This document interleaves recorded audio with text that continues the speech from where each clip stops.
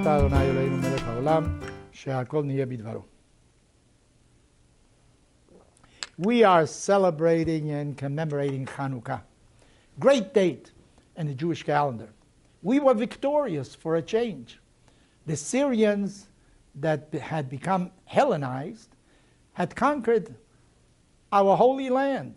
And they, of course, immediately also abandoned the Beit HaMikdash. There were no more sacrifices in the Beit HaMikdash. And a very small group of zealots.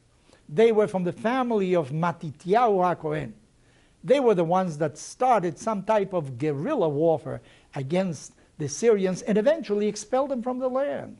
And they once again rededicated the Beit HaMikdash. You know, in our modern lingo, maybe they were fighting for freedom. There was no freedom under the Greeks, but I'm not too sure. I think that is a very modern concept. I think what they were fighting was something else. They wanted to observe Shabbat, Brit Milah, to be able to study the Torah. And the Greeks had prohibited all that. The Syrians didn't want them to do that.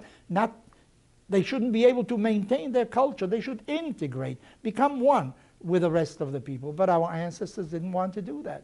So they rebelled against them in order to gain again the ability to serve God, to speak their own language, to have their own traditions once again. And they were victorious.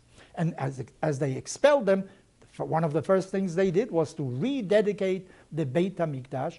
And in the Beit HaMikdash, they went into the interior of it and lit once again the menorah that had been, of course, dark for many months. Who knows for how long? Because the Greeks certainly didn't want to do that every day as our ancestors did. So how do we commemorate, how do we celebrate Hanukkah? We have a Chanukiah, which is a replica of the menorah of the Beit HaMikdash.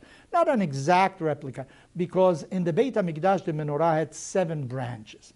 Ours has 8 branches. We celebrate Hanukkah for 8 days. Our rabbis didn't want to do a replica of the menorah. You shouldn't be confused and think for a moment that the menorah you have is really the menorah of the Beit HaMikdash. In addition, we also have another light, which is a shamash, which we use to light the other candles. In any event, it is a replica of the menorah of the Beit HaMikdash, but not quite a replica. And every night we light again a light commemorating the 8 days of Hanukkah. How did they come to be able to light the menorah once again? Because they were victorious, militarily victorious. Shouldn't we have instead some kind of parade, a military parade, because that is what gave us the possibility to observe Shabbat again, Brit Milah, to do everything that a Jew wants to do? Well, maybe our rabbis did not want to perpetuate the notion of armed conflict.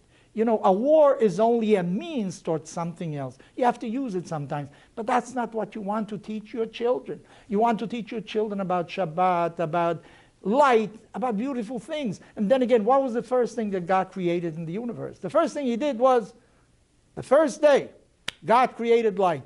So to celebrate with light is very appropriate to associate with the notion that without the help of God, we would never have attained what we did.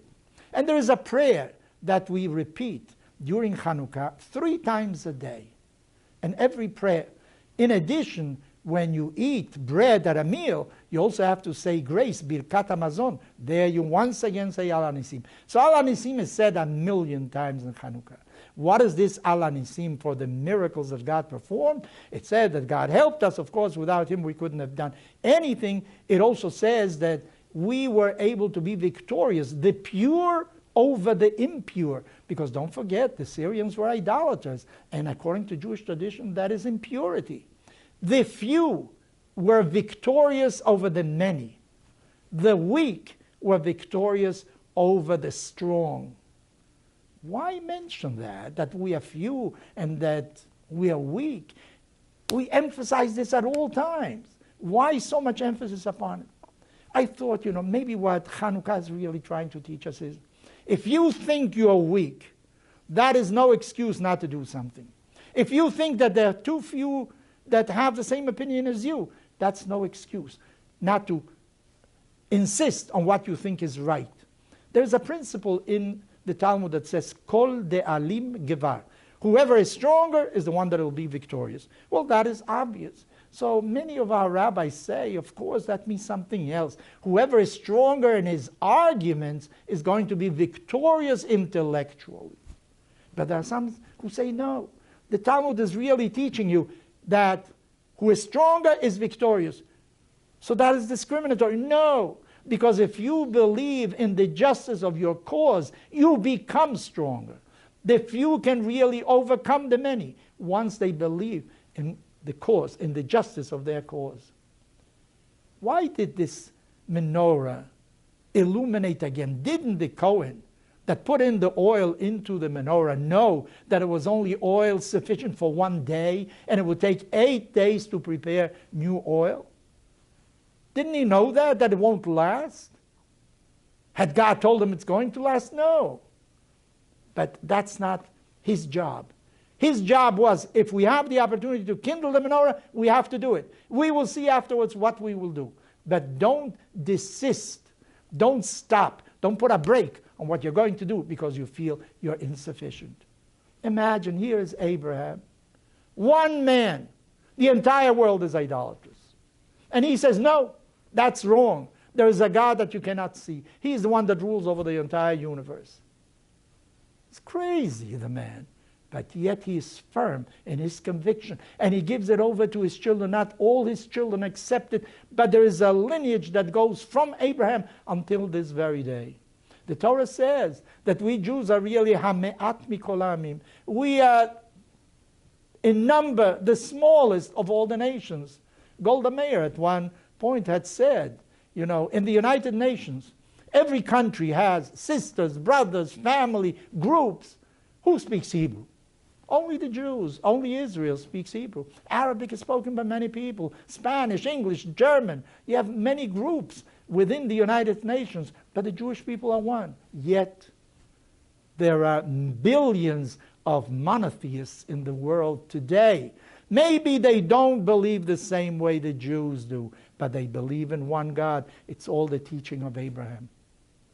I remember I was in Buenos Aires, and I was in the theater, and I saw a play called Galileo Galilei. And there was a little lady, she's no longer alive, a great actress. She was really very short, but yet in the theater, she looked like a giant, the way she described the trial of Galileo.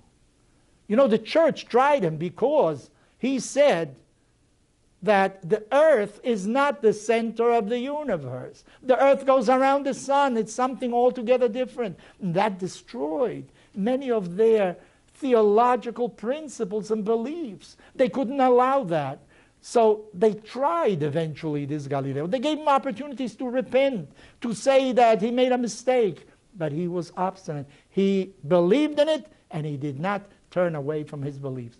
He was given his home as a jail for the rest of his life. He didn't go out, but he never changed his mind. And we all know what astronomy is today, if not based on many of the principles of Galileo.